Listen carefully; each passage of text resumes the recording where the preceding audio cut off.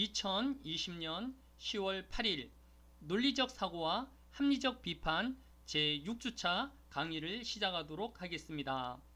토론 게시판에 올려진 밤하늘 천체 보고서를 하나하나 살펴보면서 여러분들이 추석 연휴를 건강하게 잘 보내고 있으며 오늘 강의로 다시 만날 수 있음을 반갑게 생각합니다.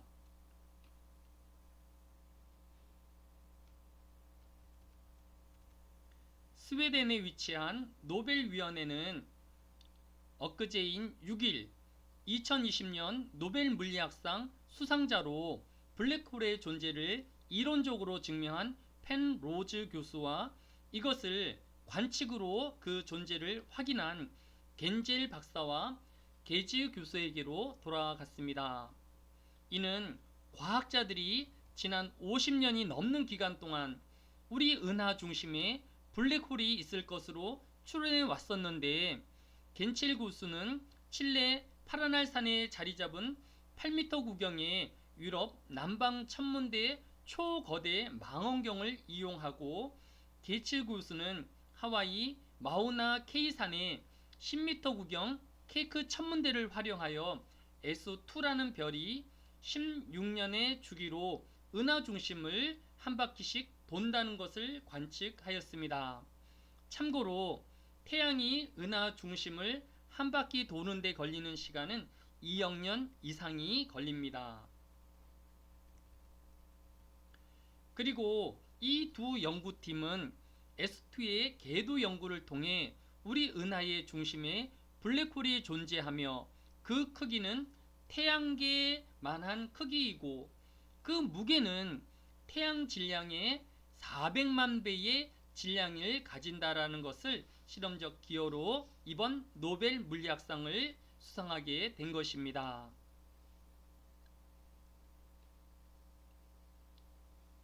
그럼 우리가 속한 은하의 중심에 위치한 블랙홀은 어디에 있는 것일까요? 우리 은하는 지름과 두께 비율이 100대 1인 납작한 원반 모양을 하고 있습니다. 그래서 밤하늘의 은하수가 그림에서 검은띠 모양으로 우리 눈에 보이는 것입니다.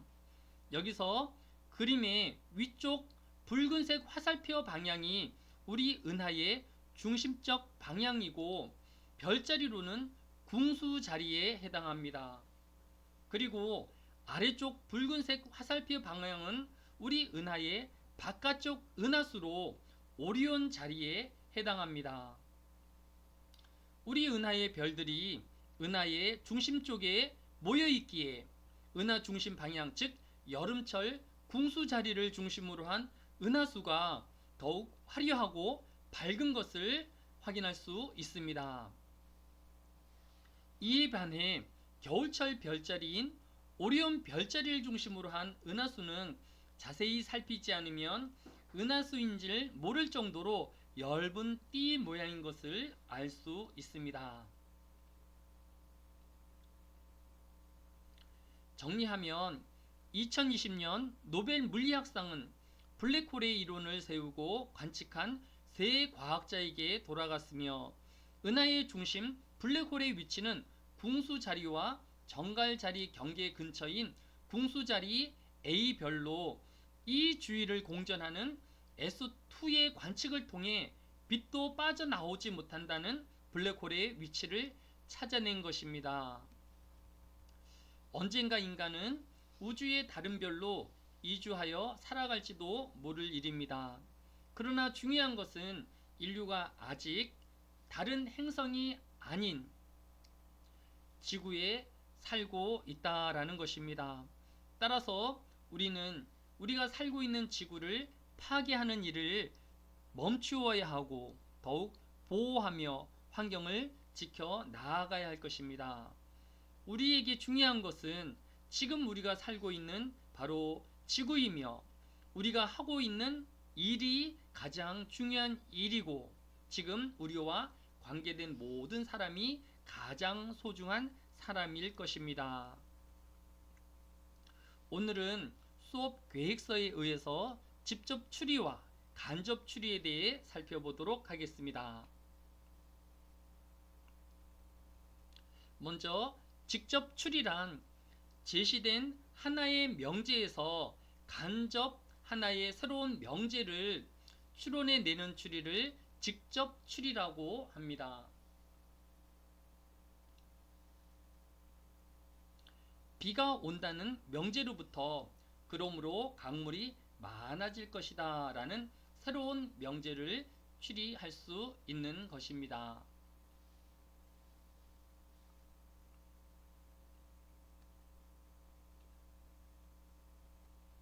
간접 추리란 제시된 2개 이상의 명제에서 간접으로 하나의 명제를 이끌어내는 추리를 간접 추리라고 합니다.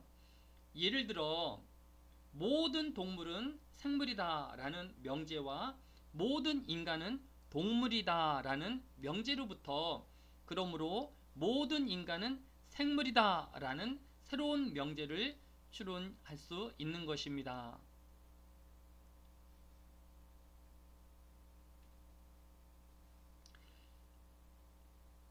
직접 추리에는 대당 관계에 의한 4가지 추리가 있으며 간접 추리에는 연역, 귀납, 유추의 3가지 추리가 있습니다.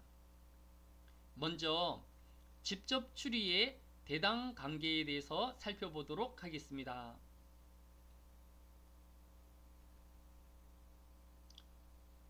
먼저 지난 시간에 정언 명제의 4가지 종류에 대해서 살펴보았었습니다. 아래에 A 명제, E 명제, I 명제, O 명제는 반드시 이해하고 넘어가야 할 것입니다. A 명제는 모든 S는 P이다. E 명제는 모든 S는 P가 아니다. I 명제는 어떤 S는 P다. O 명제는 어떤 S는 P가 아니다 입니다.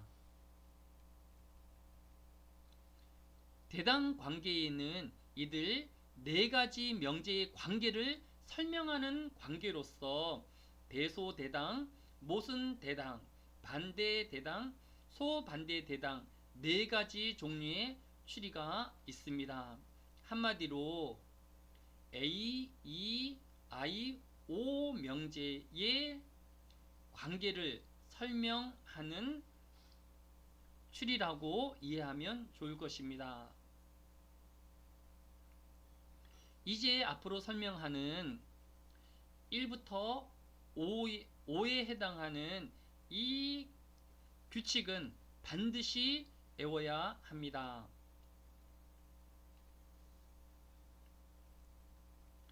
첫 번째, 대소대당입니다. 대소대당은 A 명제와 I 명제 그리고 E 명제와 O 명제의 관계에 관한 것입니다. 규칙 1. A 명제 또는 E 명제가 참이면 대소대당 관계인 각각 I 명제, O 명제는 무조건 참이다 라는 규칙입니다.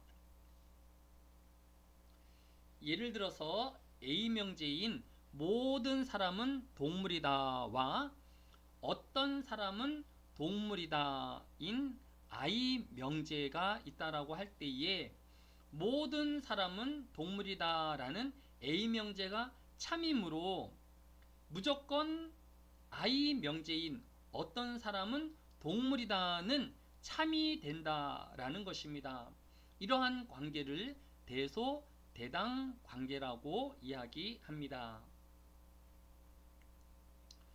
두 번째 일을 보면 모든 사람은 식물이 아니다라는 이 명제와 어떤 사람은 식물이 아니다라는 오 명제에 있어서 모든 사람은 식물이 아니다라는 이 명제가 참이므로 무조건 오 명제인 어떤 사람은 식물이 아니다는 무조건 참이 된다라는 것입니다. 이처럼 대소대당 관계는 A 명제와 I 명제 그리고 E 명제와 O 명제의 관계에 해당하는 것입니다.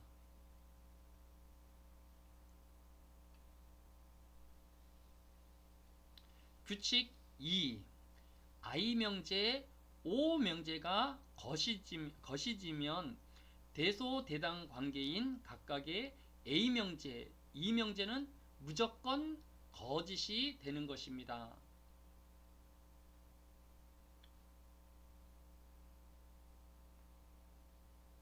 예를 들어 어떤 사람은 식물이다 라는 I 명제와 모든 사람은 식물이다 라는 A 명제가 존재한다고 할 때에 어떤 사람은 식물이다 라는 I 명제가 거짓이기 때문에 무조건 이에 대한 A 명제인 모든 사람은 식물이다는 거짓이 되는 것입니다. 다른 예인 어떤 사람은 동물이 아니다라는 O 명제와 모든 사람은 동물이 아니다라는 이 명제가 있다라고 할 때에 어떤 사람은 동물이 아니다라는 O 명제가 거짓이므로 대소대당 관계에 있는 무조건 이 명제인 모든 사람은 동물이 아니다는 거짓이 되는 것입니다.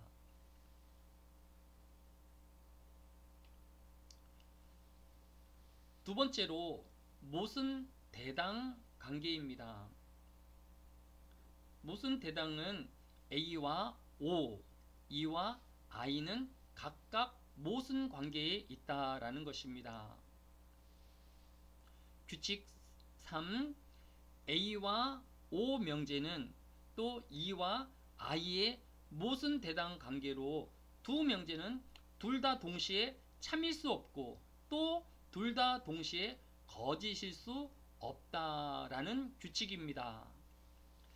예를 들어 모든 사람은 예술가이다 라는 A 명제와 어떤 사람은 예술가가 아니다 라는 O 명제가 있을 때에 모든 사람은 예술가이다 라는 A 명제가 거짓이므로 모순 대당 관계인 O 명제는 무조건 참이 된다라는 것입니다.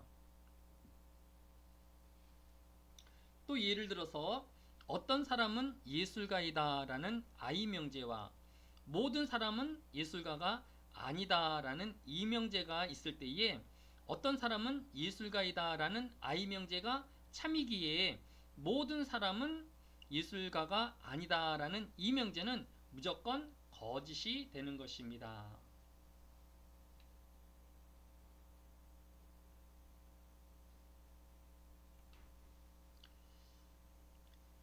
세 번째, 반대 대당 관계입니다. A 명제와 E 명제의 관계에 대한 것으로 규칙 4. A 명제와 E 명제는 반대 대당 관계로 어느 한쪽이 참이면 다른 한쪽은 반드시 거짓이다 라는 규칙입니다. 예를 들어서 모든 사람은 동물이다 라는 A 명제와 모든 사람은 동물이 아니다 라는 E 명제가 있을 때에 모든 사람은 동물이다 라는 A 명제가 참이기 때문에 모든 사람은 동물이 아니다 라는 E 명제는 무조건 거짓이 되는 것입니다.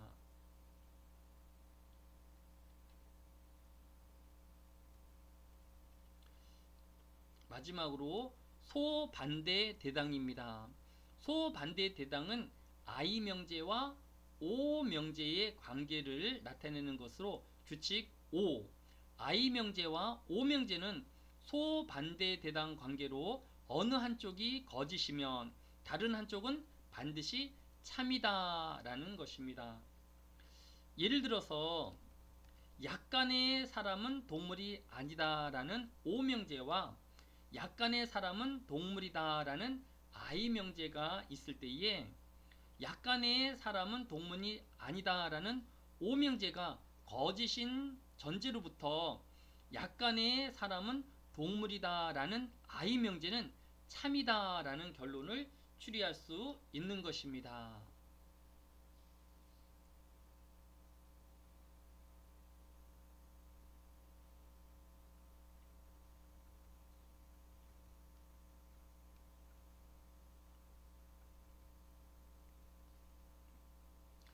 지금까지 살펴보았던 A, E, I, O 명제의 관계를 나타내는 대소대당 관계에서의 규칙 두 가지, 모순대당, 반대대당, 소반대대당의 각각 한 개씩의 규칙인 5개의 규칙은 여러분이 반드시 외우고 넘어가기를 바랍니다.